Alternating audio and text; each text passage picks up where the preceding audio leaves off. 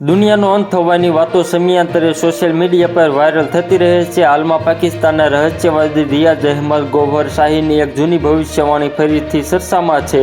તેમના અનુયાયીઓ તેમને પાકિસ્તાનના નોસ્ટ્રાડેમસ કહે છે। શાહીએ દાવો કર્યો હતો કે એક વિશાળ અને વિનાશકારી ધૂમકેતુ પૃથ્વી સાથે ટકરાશે, જેનાથી સમગ્ર માનવ સભ્યતા અને તમામ જીવજંતુઓ નષ્ટ થઈ જશે। તેમના અનુસાર આ ઘટના પૃથ્વીનો છેલ્લો દિવસ હશે અને બધું જ એક ક્ષણમાં સમાપ્ત થઈ જશે। તેમની ભવિષ્યવાણી અનુસાર આગામી 20 થી 25 વર્ષોમાં આ ઘટના ઘટશે, જે સમયસીમા 2020 થી 2025ની વચ્ચે આવે છે।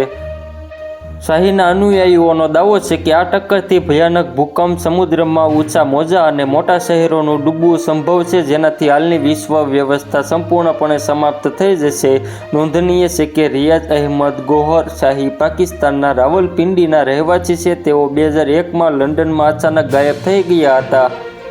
તેમના અનુયાયીઓ માને છે કે તેમનું મૃત્યુ થયું નથી, પરંતુ તેઓ દુનિયાની નજરોથી છુપાઈ ગયા છે અને તેઓ મહાવિનાશની ક્ષણની રાહ જોઈ રહ્યા છે, જેની તેમણે દાયકાઓ પહેલાં ભવિષ્યવાણી કરી હતી। બીજી તરફ નાસા અને અન્ય અંતરિક્ષ એજન્સીઓએ સ્પષ્ટતા કરી છે કે 2026 સુધી પૃથ્વી માટે કોઈ પણ મોટા ધૂમકેતુ કે લઘુગ્રહ સાથે ટકરાવવાનો કોઈ ખતરો નથી। તો મિત્રો, હાલ માટે એટલું જ। ફરી મળીએ નવી અપડેટ અને નવા સમાચાર સાથે। તે પહેલાં ખાસ કરીને વિડીયોને એક લાઇક અને RTV ગુજરાતી ન્યૂઝ યુટ્યુબ ચેનલને ખાસ કરીને સબસ્ક્રાઈબ કરવાનું ભૂલતા નહીં મિત્રો।